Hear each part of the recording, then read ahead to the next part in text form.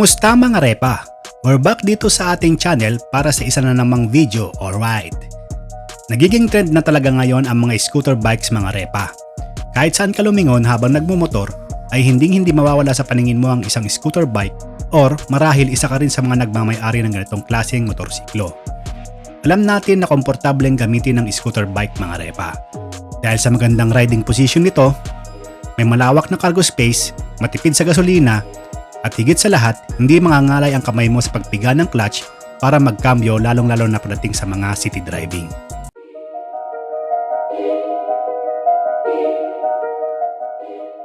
Sa topic natin ngayon mga repa ay pag-uusapan natin ang isa sa mga pinag-uusapang scooter bike dito sa bansa. Walang iba kundi ang Honda ADB 160. Kaya kung ikaw repa ay isang tagahanga ng Honda brand na motorcycle o di kaya naman ay nagbubusisi ng gusto mong mabiling scooter bike, ay sakto dahil ibibigay ko sa iyo repa ang mga features, specifications at kung magkano ang halaga ng isang Honda ADB 160. Kaya tara repa, ilarga na natin to, alright!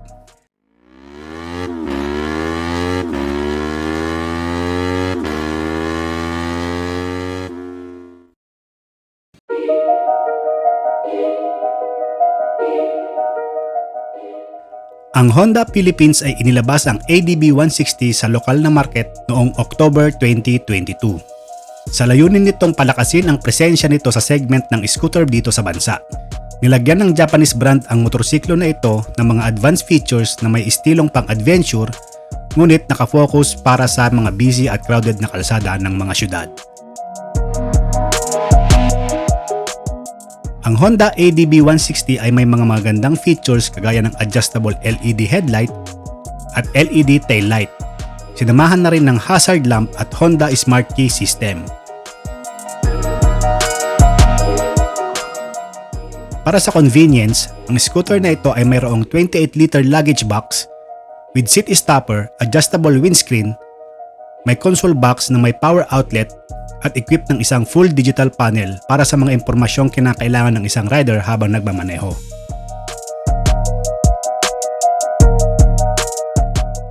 Mas pinaangat din ang stability nito dahil sa nakasalpak na telescopic front fork at rear shock sub-tank na mga absorbers. Meron din itong idling stop system, talaga namang mabibigyan ka ng mas mataas na fuel efficiency parating sa mga stop and go na sitwasyon.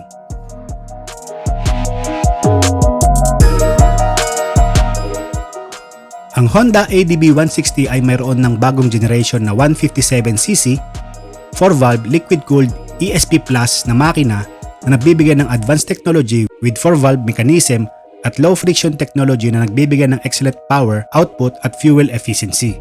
Ang makina na ito ay kayang sumipa ng maximum power na 11.8 kW sa 8,500 RPM at maximum torque na 14.7 Nm sa 6,500 RPM.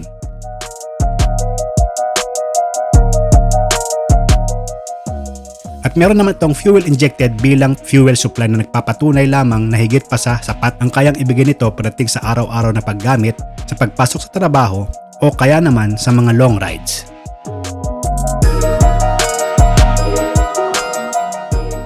Dinagdag din sa safety features nito mga repa ang bagong HSTC o Honda Selectable Torque Control, isang advanced features na tumutulong na balansehin ang pag-ikot ng gulong. Iniiwasan nito ang pagdulas ng gulong sa likuran lalo na sa mga basa at madudulas na kalsada.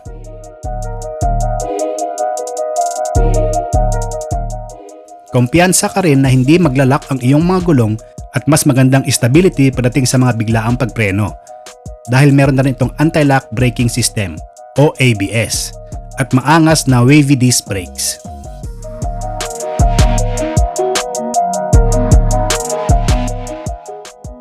Meron na rin itong malupit na tapered handlebar na mas lalo pang nagpaangas sa looks nito mga repa. Available ang ADB 160 sa 3-color variant, ang matte gunpowder black metallic, matte solar red metallic, at matte pearl crater white. So magkano nga ba ang Honda ADB 160? Ang motor na ito ay mayroong suggested retail price na 166,900 pesos sa mga dealership, alright.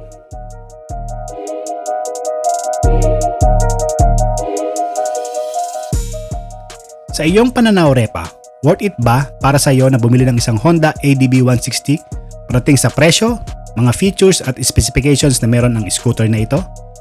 Pa-comment naman dyan sa ating comment section sa baba mga repa ang iyong opinyon at sagot.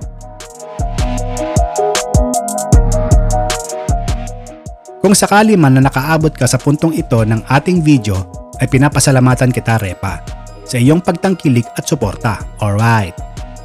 Kung nagustuhan mo ang topic natin ngayon repa, ay pakipindot yung like button at ishare mo na rin sa iyong mga kaibigan.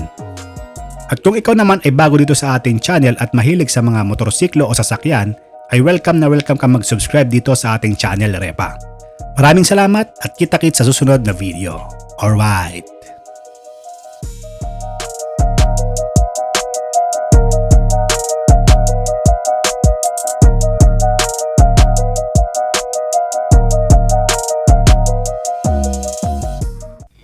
Bago tayo magtapos, ito po muna ang inyong lingkod at nagpapaalala ng huwag pong mainit ang ulo sa daan para tayo ay makarating ng ligtas sa ating patutunguhan.